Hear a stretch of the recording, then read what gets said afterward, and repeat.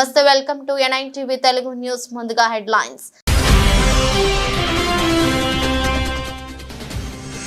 యాదగిరిగుట్ట లక్ష్మీ నరసింహస్వామిని దర్శించుకున్న తెలంగాణ గవర్నర్. ప్రత్యేక పూజలు చేసిన గవర్నర్ జిష్ణుదేవ్ వర్మ.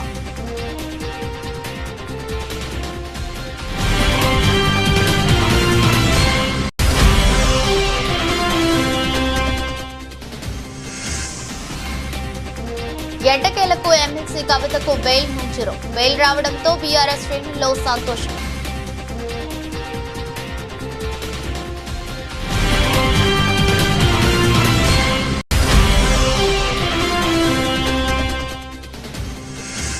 తాడిపత్రి టీడీపీ నేత జేసీ ప్రభాకర్ రెడ్డి సంచలన వ్యాఖ్యలు. తన దగ్గరి వాళ్లే 25 మంది ఇసుక దందా చేస్తున్నారని ఆరోపణ.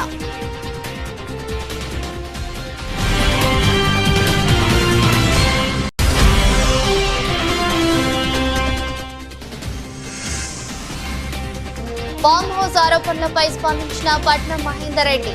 పట్టా భూమిలో రూల్ ప్రకారమే కట్టుకున్నానని వివరణ.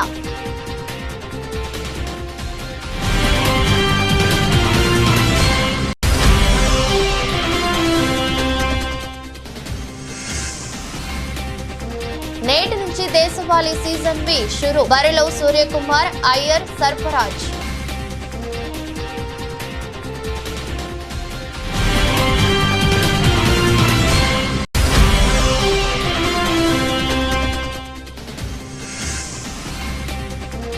మార్కెట్లకు ఫెడ్ షోస్.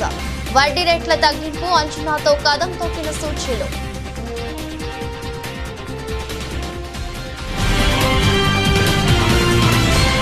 రాష్ట్ర గవర్నర్ జిష్ణుదేవ్ వర్మ యాదగిరిగుట్ట లక్ష్మీ నరసింహస్వామి వారిని దర్శించుకున్నారు.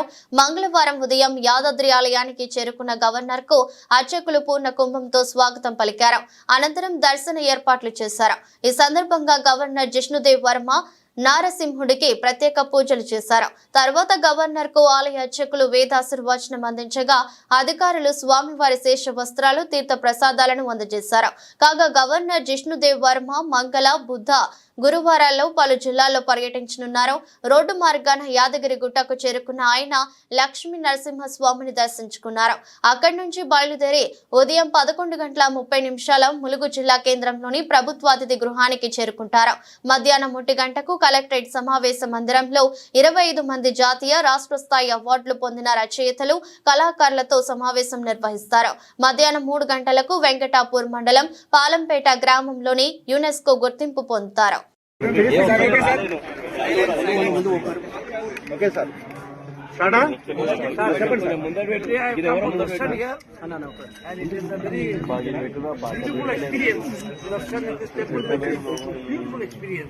With all the tradition and Vedic hymns, so I am very impressed with this temple.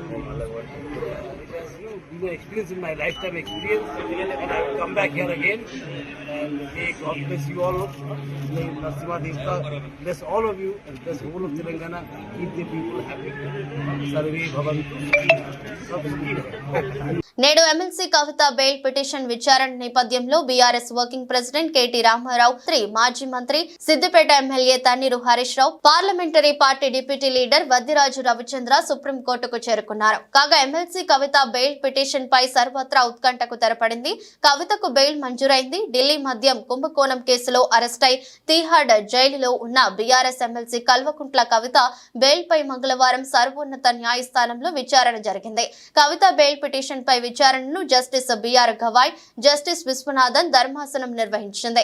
Delhi liquor case Vijay Nair bail petition పై విచారణ వాయిదా పడటంతో కవిత బెయిల్ పిటిషన్ కేసు ఏమవుతుందోనన్న ఆందోళన బీఆర్ఎస్ శ్రేణుల్లో నెలకొంది.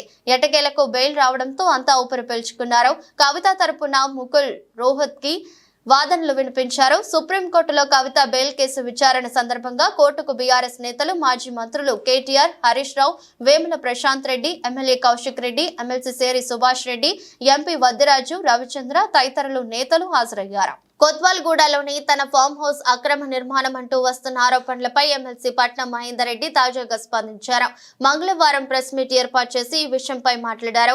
కొత్వాల్గూడలోని సర్వే నంబర్ 13లో తన కుమారుడి పేరుతో 14.14 ఎకరాల పట్టా భూమి ఉందని చెప్పారు. ఆ భూమిని 1999లో కొనుగోలు చేశామని, 2005లో నిబంధనల మేరకే ఎలాంటి హంగులు ఆర్భాటాలు లేకుండా చిన్న కట్టడం కట్టుకున్నామని వివరించారు. అప్పటి ప్రభుత్వం నుంచి ఇరిగేషన్ శాఖ అనుమతితో ఫామ్ హౌస్ కట్టుకున్నామని, నిబంధనలకు విరుద్ధంగా కట్టినట్లు తేలితే తానే దగ్గరుండి కూల్చేస్తానని మహేందర్ రెడ్డి చెప్పారు. తాత తండ్రుల నుంచి తమది వ్యవసాయ కుటుంబమని, తమ కుటుంబానికి చాలా వ్యవసాయ భూములు ఉన్నాయని చెప్పారు. అలాంటిది ఇంత చిన్న భూమిని కబ్జా చేయాల్సిన అవసరం తనకు లేదన్నారు. అక్కడ ఎలాంటి కాంపౌండ్ లేదని, కావాలంటే మీడియా ప్రతినిధులు సహా ఎవరైనా వెళ్లి చూడొచ్చని చెప్పారు. అవసరమైతే పట్టా కాగితాలు కూడా ఇస్తానని చెప్పుకొచ్చారు. వాస్తవానికి అది చిన్న గెస్ట్ హౌస్ అని, అది FTL బఫర్ జోన్ పరిధిలో ఉందని ఆరోపణల్లో నిజం లేదని మహేందర్ రెడ్డి చెప్పారు. అక్కడికి చుట్టుపక్కల పలు ఫంక్షన్ హాళ్లు, ఇతర నిర్మాణాలు కూడా ఉన్నాయని వివరించారు. తెలంగాణ ప్రభుత్వము గౌరవ ముఖ్యమంత్రి రేవంత్ రెడ్డి గారు ఏదైతే చెరువులను కాపాడాలని చెప్పేసి నిర్ణయం తీసుకున్నాడో ఇది మంచి కార్యక్రమం. ఇది చెరువులు కబ్జాలు చేసిన వారు ఎవరైనా సరే దాన్ని కాపాడడానికి అందరూ కూడా ముందుకు రావాల్సిన బాధ్యత అందరి మీద ఉన్నది.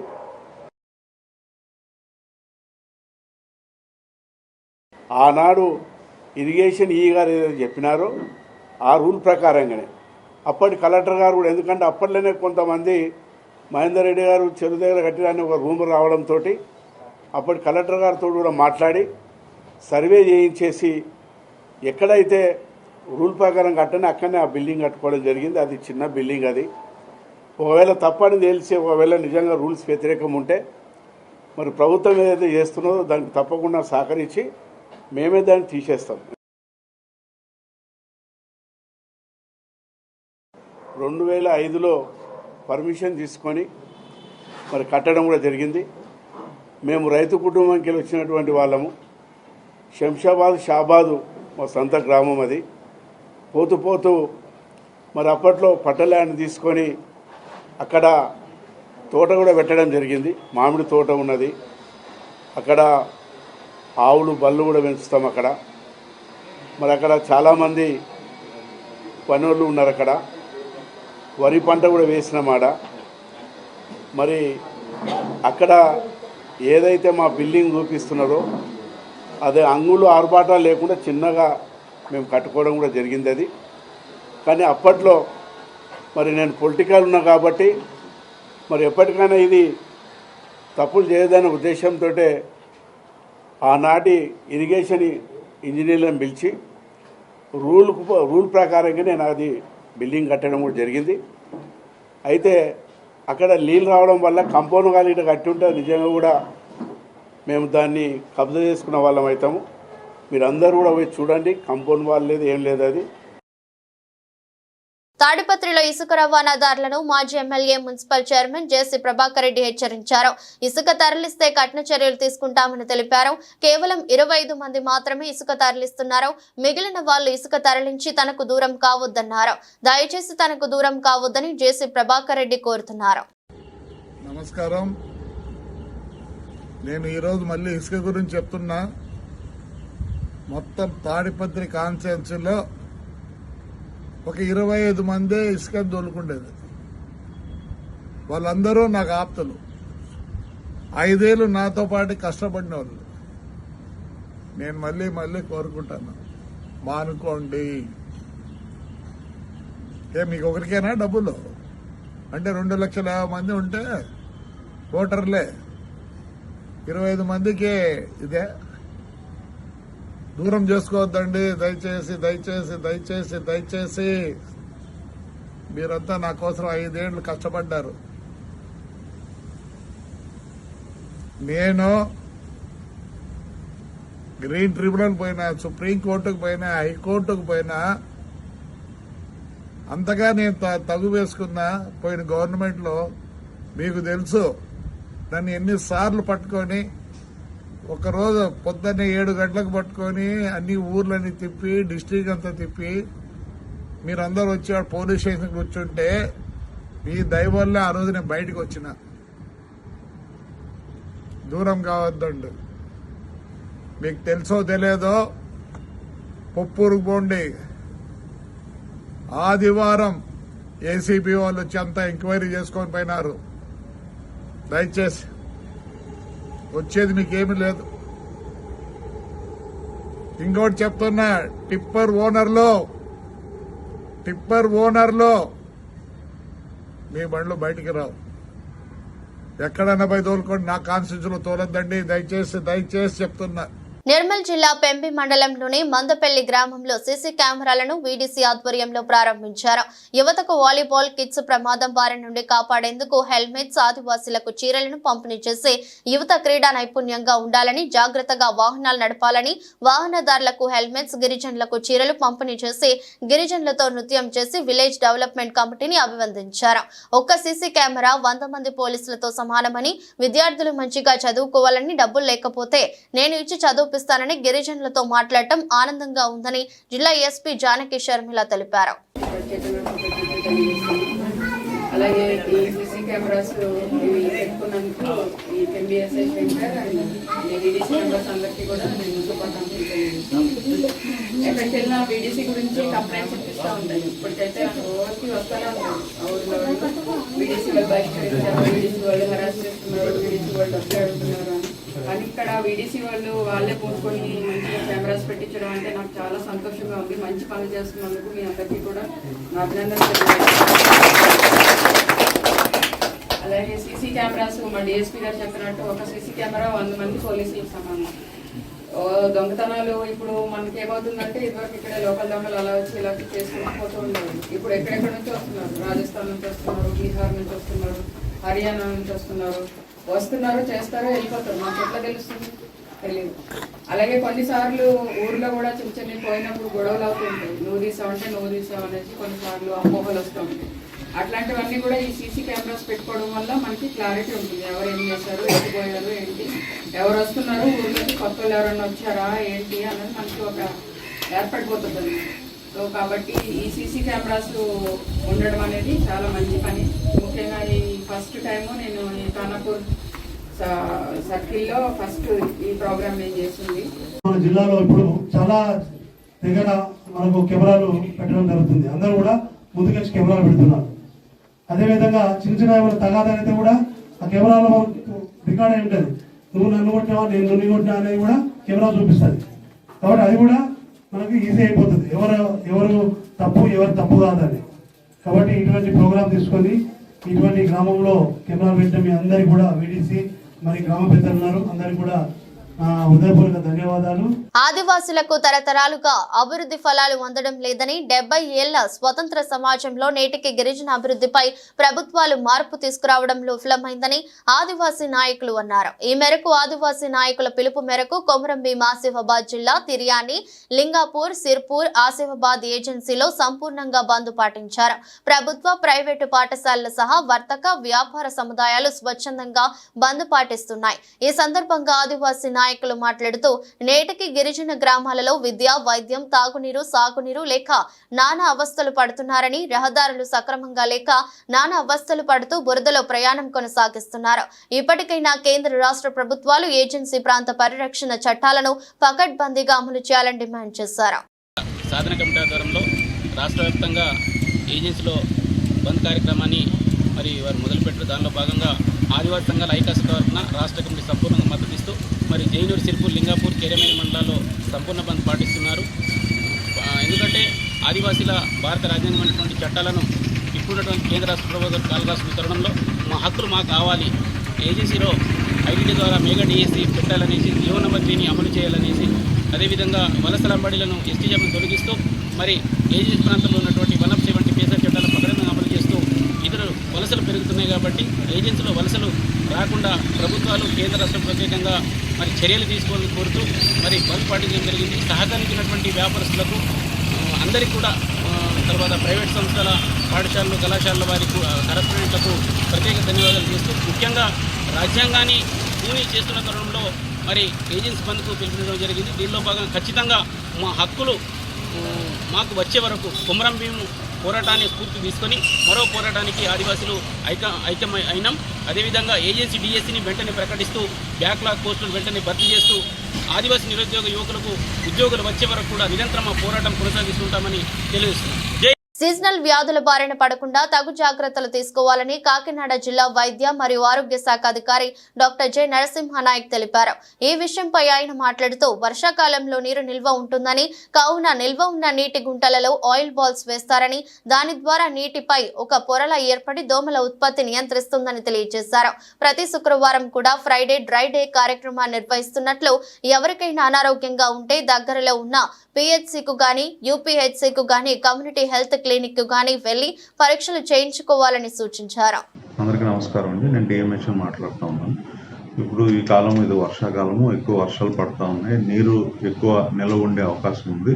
ఈ నీటి కుంటల్లో ఎక్కడా కూడా నీరు ఎక్కువగా నిల్వ ఉండకూడదు. అలా నిల్వ ఉన్నట్లయితే అక్కడ మనం మున్సిపల్ కార్పొరేషన్ వారి నుంచి, హెల్త్ స్టాఫ్ నుంచి ఆయిల్ బాల్స్ అనేది వేయడం జరుగుతూ ఉంది. ఈ ఆయిల్ ఏంటంటే వాటర్ మీద ఒక లేయర్గా ఫామ్ అయ్యి మనకి దోమలు పెరగకుండా, గుడ్లు పెట్టకుండా నివారించడానికి ఉపయోగపడుతుంది. అలానే మనకి ఈ వాటర్ స్టాగ్నేటెడ్ ఏరియాలో గ్యాంబూషియా ఫిష్లు వదులుతూ ఉన్నాము, చేపలు, ఈ చిన్న పిల్లలు. అవి ఏంటంటే మనకి ఆహారంగా ఈ లార్వాని కూడా అది తీసుకుంటూ ఉంటుంది. కాబట్టి మనకి నీటి మీద పెట్టే లార్వాని అది ఆహారంగా తీసుకుంటుంది. కాబట్టి మనకి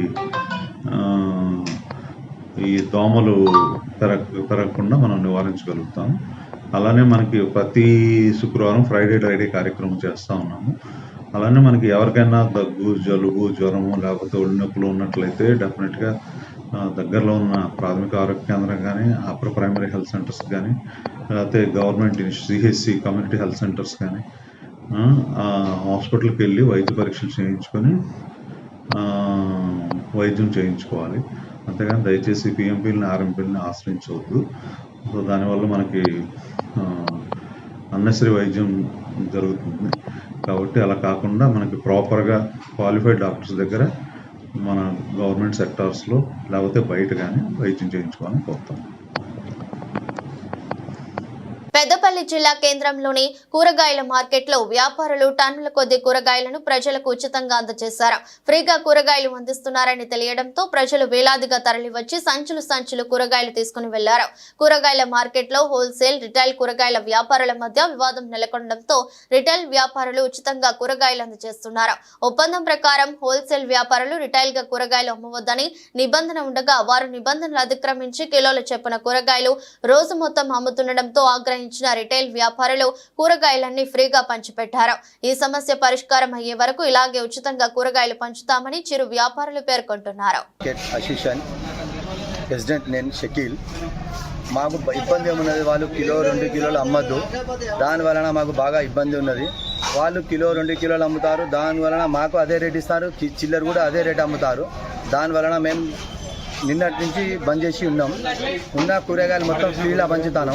ఎప్పటి వరకు మనకు అనుకూలం మొత్తం మరి పరిష్కారం కాదో అప్పటి వరకు మేము ఇట్లనే పంచుకుంటూ ఉంటాం. వాళ్ళు ఓకే అనే వరకు మేము బంద్ చేస్తాం. వాళ్ళు 2-6 దుకాణాలు ఉన్నారు, వాళ్ళు చిల్లర అమ్ముతారు. చెప్పినా ఇంటే లేరు, చెప్పినా బూతులు తిడతారు అని చెప్తే ఫైట్ చేస్తా అంటారు, ఏమేమి అంటారు, ఎక్కడ పోతా పోరి, ఏమని చెప్పుకుంటే చెప్పుకోపోరి అంటారు. దాని వలన మేము బంద్ చేసి 2 రోజులతోని దోదించే ఖాళీ ఉన్న కూరగాయలు పంచుకుంటూ ఉంటాం. మా ఉపాధి కూడా పోతుంది, నష్టం జరుగుతుంది, కానీ భరించుకుంటూ ఉంటున్నాం. మేము పెద్దపల్లి కూరగాయల market retail association vice president. నా పేరు రవీందర్. హోల్సేల్ వాళ్ళు రిటైల్ అమ్మగద్దని ఎన్నోసార్లు మొరబెట్టుకున్నాము. వాళ్ళు పావు కిలో కానుంచి వెళ్ళి అద్దపావు 10 రూపాయలు, 5 రూపాయలు అని అన్నీ విక్రయిస్తున్నారు. మాకు వ్యాపారం నడవడం జరుగుతలేదు. వాళ్ళు విక్రయించినప్పుడు వాళ్ళు అమ్ముతుంటే మా మాలంతా మిగిలి ఖరాబ్ అయిపోతుంది. వాళ్ళకి ఎన్నోసార్లు విన్నపం చేసుకున్నాం.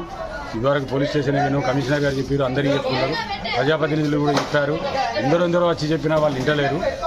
నిన్న కాక మొన్న ఏం జరిగిందంటే, మీరు ఏం చేసుకుంటారో చేసుకోకపోయి మా ఇష్టం వచ్చిన మేము కూడా మీరేనా మాకు చెప్పారు కానీ వాళ్ళు ఇష్టం నానా బూతులు తిట్టున్నారు. దాని గురించి నిన్న నుండి మార్కెట్ బంద్ పెట్టినాము. మా దగ్గర మిగిలిన మాలు కమ్సకం 15-30 వేల మాలు ఉంది. దాని గురించి మాలు వృధా కాకుండా ప్రజలకు పంపిణీ చేస్తున్నాము. పొద్దున్న నుండి ఇప్పటి వరకు 3-4 వేల మందికి పంపిణీ చేసినాము. అదే విధానంగా సాయంత్రం వరకు పంపిణీ చేయడానికి మేము సిద్ధంగా ఉన్నాము. మా యొక్క బాధను అనుసరించి ప్రజలు కానీ, ప్రజాప్రతినిధులు కానీ, అధికారులు కానీ మా యొక్క బాధను ఆలోచించి మాకు పరిష్కారం చేయగలరని మరీ విన్నపం చేసుకుంటున్నాం. అంటే ఎన్నో మంది పెడతారు? మా యొక్క పరిష్కారం క్లియర్ అంత మటుకు మేము ఒప్పుకుంటాం. అంతవరకు మా బంద్ నడుస్తూనే ఉంటుంది. వాళ్ళకి ఏంటంటే టైం కూడా ఇచ్చినాము. 8 గంటల వరకు బంద్ చేయమంటే బంద్ చేస్తలేరు. వాళ్ళు ఎన్నిసార్లు చెప్పినా వాళ్ళు ఇంటలేరు. మీరు ఏమైనా మా విక్రయం మా పరిష్కారం అయినంత వరకు మేము పంపిణీ చేస్తాం. మేడ్చల్ జిల్లా గట్కేసర్ మండలం వెంకటాపూర్లో తీవ్ర ఉద్రిక్తత చోటు చేసుకుంది. జనగామ బీఆర్ఎస్ ఎమ్మెల్యే పల్లా రాజేశ్వరరెడ్డి ఆధ్వర్యంలోని గాయత్రి ఎడ్యుకేషనల్ ట్రస్ట్ తమ భూమిని కబ్జా చేశారని, తమకు న్యాయం చేయాలంటూ పల్లా రాజేశ్వరరెడ్డికి చేసిన నీలిమ మెడికల్ కాలేజీ వద్ద కొందరు బాధితులు ఆందోళనకు దిగారు. వివరాల్లోకి వెళ్తే వెంకటాపూర్ గ్రామ రెవెన్యూ సర్వే 796లోని 11 ఎకరాల 20 గుంటల్లో 7 ఎకరాల 20 గుంటలు గాయత్రి ఎడ్యుకేషనల్ సొసైటీ పేరు రిజిస్ట్రేషన్ చేసుకున్నారని, మిగతా 4 ఎకరాల తమ భూమిలో రాజేశ్వర్ రెడ్డి తన అనుచరులతో కలిసి ఆక్రమించారని బాధితులు కుంట్లూరు మాజీ సర్పంచ్ కల్లం ప్రభాకర్ రెడ్డి తదితరులు ఆరోపించారు. ఈ సందర్భంగా ఇరు వర్గాల మధ్య తీవ్ర వాగ్వాదం జరిగి ఒకరిపై మరొకరు తోపులాటకు పాల్పడ్డారు. నేను గత 3 సంవత్సరాల నుంచి తిరిగి ఇంటికి కూడా పోయినా. 11 ఎకరాలు 20 గుంటలు నేను 2008లో కొనుక్కున్నా. కోర్టుకు నేను తిరిగిన, కోర్టుకు పైసలు ఖర్చు పెట్టుకుని ప్లాట్లో పంచాయతీ కలిగి నేను తిరిగిన. నాది మొత్తం 4.5 ఎకరాల భూమి ఉండే. తీసుకుపోయి నేను కుంటూరు సర్పంచ్, నేను టీఆర్ఎస్ పార్టీ. నేను 2006 నుంచి 2009 వరకు ఉన్నా. నేను ఇక్కడ భూమిని నేను తీసుకొని 4.5 ఎకరాలు తీసుకుంటే తర్వాత ప్లాట్ల భూమి ఆ భూమి అని చెప్పి తర్వాత వస్తే నేను కోర్టుల కేసు 2013 వరకు కొట్లాడినాక 2 ఎకరాలు నేను ఆర్థికంగా లేకుండా 2 ఎకరాలు అమ్ముకున్నా. మిగతా 2.5 ఎకరాల తర్వాత ఈయన ఒక అద్దె ఎకర కొడుకు పేరు మీద ఉంటే అద్దె ఎకర కూడా నేను ప్లాట్ కొని అది కొనంటే అద్దె ఎకర ఫ్రీగా చేసిన. ఈయన 2 ఎకరాలు, మిగతా వాళ్ళ దగ్గర 4 ఎకరాలు మొత్తం కలిసి 7 ఎకరాలు కొన్నాడు. అద్దె ఎకర ఫ్రీగా ఇచ్చిన. ఆ 7 ఎకరాలు తీసుకుపోయిండు, కాలేజీ కట్టుకుంటుండు. నేను ఎన్నిసార్లు ఇంటికి పోయినా చుట్టూ 7 ఎకరాలకు 11 ఎకరాలు గోడ పెట్టిన. ఎందుకు పెడుతున్నావు అంటే నేను మాట్లాడతా, లేకపోతే సైడ్కి ఇస్తా, తర్వాత ఇస్తా అని చెప్పిండు. చెప్పి తర్వాత రోజు ఇంత గోడ పెట్టించుకొస్తాడు. మెడికల్ కాలేజ్ పర్మిషన్ పెట్టుకుంటాడు, బిల్డింగ్ కడతాడు. నేను ఇంటికి పోయినా 50 లక్షలు ఇస్తా, 60 లక్షలు ఇస్తా అని చెప్తాడు. ఆ పక్కన 6 కోట్లు పోతుంటే 60 లక్షలు 50 లక్షలు నీకు ఇస్తావా? నువ్వు మమ్మల్ని తీసుకొచ్చి భూమి లేదని ఎట్లా చెప్తున్నావు? తప్పుడు పనులు, తప్పుడు ప్రచారం, తప్పుడు చేసి వాడు ఎవడు ఫోన్ చేసిన వైభవకాలను పోయింది. అలా ల్యాండ్ ఏ వైభవకాలను పోయింది చూపి, ఏ వైభవకాలను పోయింది. నీ ఎంప్లాయీస్ కట్టుకోరు, నువ్వు ఆడ షెడ్ కట్టుకున్నావు. ఈ దవాఖాన సగం అలానే ఉంది, ఆ షెడ్ కూడా అలానే ఉన్నాయి, ఆ హాస్టల్ అలానే ఉంది. జాగేడుకొని 100% ఉంది. తప్పుతో పట్టిస్తుండే తప్పితే ఇంకా ఏం కాలేదు. పూర్తి ల్యాండ్ ఉంది. అన్యాయం చేయడానికి ప్రయత్నిస్తుండో పందికొక్కటి తోటి సంపాదించుకోవాలని ఆలోచన తప్పితే ఇంకోటి ఏది లేదు. ఇక్కడ గవర్నమెంట్ సర్వేరే వచ్చి మాకు మొత్తం సర్వే చేసి పాయింట్లు పెట్టిపోతే పాయింట్లు కూడా వీకేసి కలర్లు కూడా మొత్తం తూడ్చిపడేసారు. ఈయన మళ్ళీ మాట్లాడతాడు, హరీష్ రావు మాట్లాడతాడు. న్యాయంగా మేము ఎన్ఓసీలు ఇచ్చినాం. నాది నేను ల్యాండ్ లార్డ్ ఇంట్లో నాకు గోడ ఎంబడి బౌండరీ మొత్తం నా పేరు మీద ఉంది. నన్ను లోస్తే గలాలు పడతానికి ముందుకు వస్తా తప్ప ఎవరు నా కొడుకు ఏ గవర్నమెంట్ ఆఫీసర్ దగ్గర పోయినా ఎవరు చూడు మేము వాళ్ళని అడిగి చెప్తామండి. పల్లరాజేశ్వర నువ్వు గవర్నమెంట్ ఆఫీసర్ అంటే పల్లరాజేశ్వర ఎన్ఓసీ తీసుకొని మాకు ఆర్టీఐ కింద ఇన్ఫర్మేషన్ ఇస్తారట. మీకు అంతా ఎన్ఓసీ క్లియర్గా గవర్నమెంట్ రూల్స్ చెక్ చేసి ఇచ్చినాడు. వచ్చి కూడా మనకు జాగలేదు. గోడకు వాటర్ బాడీకి నీళ్ళని గోడలు పక్కకే ఉన్నాయి. వీళ్ళు అని న్యాయం చేసేది టీఆర్ఎస్ వాళ్ళు. దేవుని దయ వల్ల కాంగ్రెస్ వచ్చింది. రేవంత్ రెడ్డి గారికి ఒక్కటే విన్నపం చేస్తున్నాం, గోడ ఇల్లీగల్ ఎవరైనా సరే కూలగొట్టరు, మా జాబ్ మాకు ఇప్పియండి. కాకినాడ జిల్లా ప్రతిపాడు మండలం ఏలేశ్వరం గురుకుల పాఠశాలలో ఫుడ్ పాయిజన్ జరిగింది. 20 మంది విద్యార్థులకు అస్వస్థకు గురయ్యారు. వారిని ఏలేశ్వరం గవర్నమెంట్ హాస్పిటల్ కు తరలించి వైద్యం అందిస్తున్నారు. గురుకుల పాఠశాల క్యాంటీన్ అపరిశుభ్రంగా ఉండటం వల్లే ఫుడ్ పాయిజన్ అయి ఉంటుందని విద్యార్థిని తల్లిదండ్రులు అనుమానాలు వ్యక్తం చేస్తున్నారు. గతంలో ఇదే గురుకుల పాఠశాలలో విలేకరులు వార్తలు ప్రచురించగా వారిపై కూడా తప్పుడు ప్రచారాలను సైతం చేయించుకున్న గురుకుల పాఠశాల సిబ్బంది ఈ విషయం తెలుసుకున్న జిల్లా కలెక్టర్ హుటాహుటిన ఏలేశ్వరం బయలుదేరారు.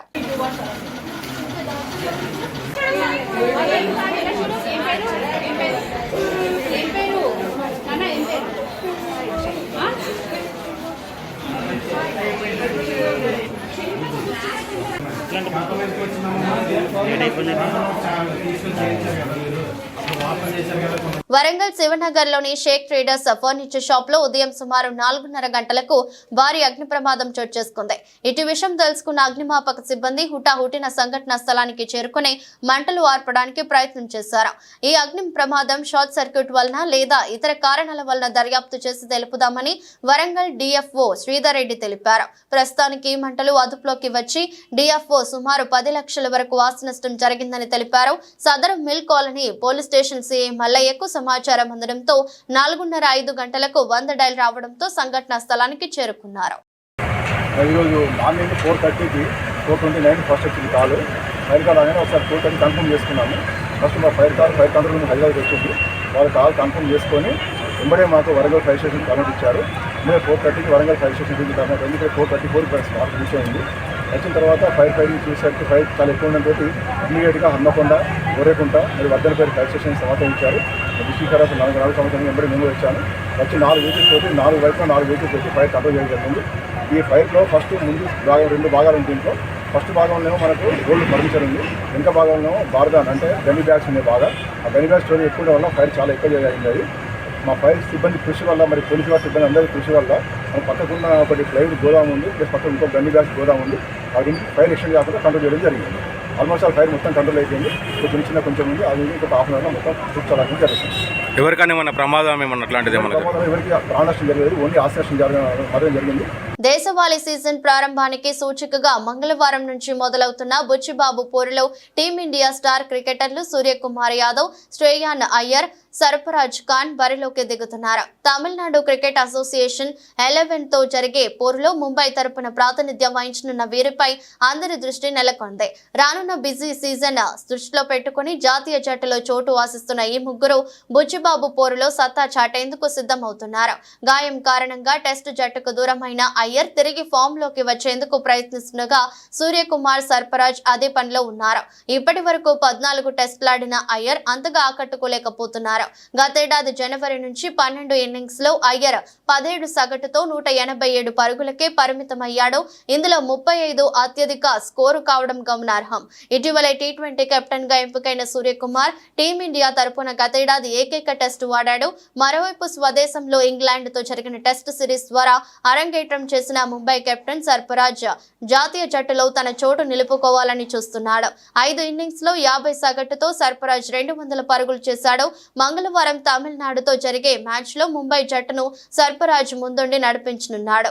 మరోవైపు గత రంజీ సీజన్ లో అత్యధిక వికెట్లతో ఆకట్టుకున్న సాయి కిషోర్ తమిళనాడు జట్టుకు నాయకత్వం వహిస్తున్నారు. వడ్డీ రేట్లను తగ్గిస్తామని అమెరికా ఫెడరల్ వ్యాఖ్యలు దేశీయ సూచీల్లో ఉత్సాహాన్ని నింపింది. లాభాల్లో ప్రారంభమైన సూచీలు చివరి వరకు ఇదే ట్రెండ్ ను కొనసాగించింది. మెటల్, ఐటీ, కన్స్యూమర్ డ్యూరబుల్ సూచీలకు మదుపరుల నుంచి లభించిన మద్దతుతో వరుసగా 5వ రోజు సోమవారం సూచీలు భారీగా లాభపడ్డాయి. దేశీయ మార్కెట్లోకి విదేశీ సంస్థాగత పెట్టుబడిదారులు భారీగా నిధులు కుమ్మరించడం బ్లూ చిప్ సంస్థలైన హెచ్డిఎఫ్సి బ్యాంక్, రిలయన్స్ లో మదుపరులలో సెంటిమెంట్ ను మెరుగుపరిచింది. ఒక దశలో 700 పాయింట్లకు పైగా లాభపడిన 30 షేర్ల ఇండెక్స్ సూచీ సెన్సెక్స్ చివరకు 611.90 పాయింట్లు అందుకుని 81,698.11 పాయింట్లుగా చేరుకోగా మరో సూచీ నిఫ్టీ 25,000 పాయింట్ల మైలురాయిని మళ్లీ అధిగమించింది. చివరకు 187.45 పాయింట్లు ఎగబాకి 25,001.60 వద్ద ముగిసింది. వరుసగా సూచీ 8వ రోజు లాభపడటం విశేషం. వార్తలు ముగించే ముందు మరోసారి హెడ్లైన్స్. యాదగిరిగుట్ట లక్ష్మీ నరసింహస్వామిని దర్శించుకున్న తెలంగాణ గవర్నర్. ప్రత్యేక పూజలు చేసిన గవర్నర్ జిష్ణుదేవ్ వర్మ.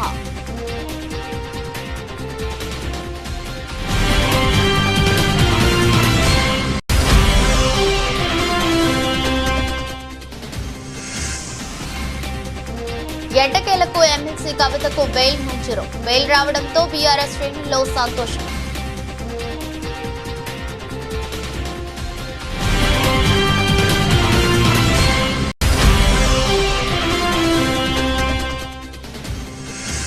తాడిపత్రి టీడీపీ నేత జేసీ ప్రభాకర్ రెడ్డి సంచలన వ్యాఖ్యలు. తన దగ్గరి వాళ్లే 25 మంది ఇసుక దందా చేస్తున్నారని ఆరోపణ.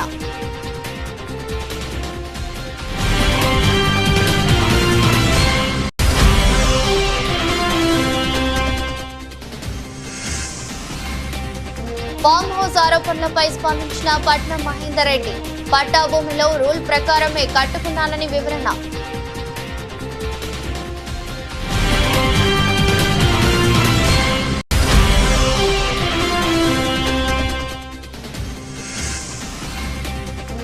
నేటి నుంచి దేశవాళీ సీజన్ బి షురు. బరిలో సూర్యకుమార్, అయ్యర్, సర్ఫరాజ్.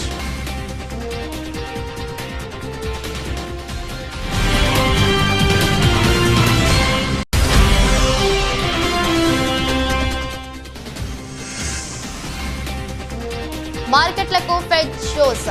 వడ్డీ రేట్ల తగ్గింపు అంచనాతో కదం తొక్కిన సూచీలు.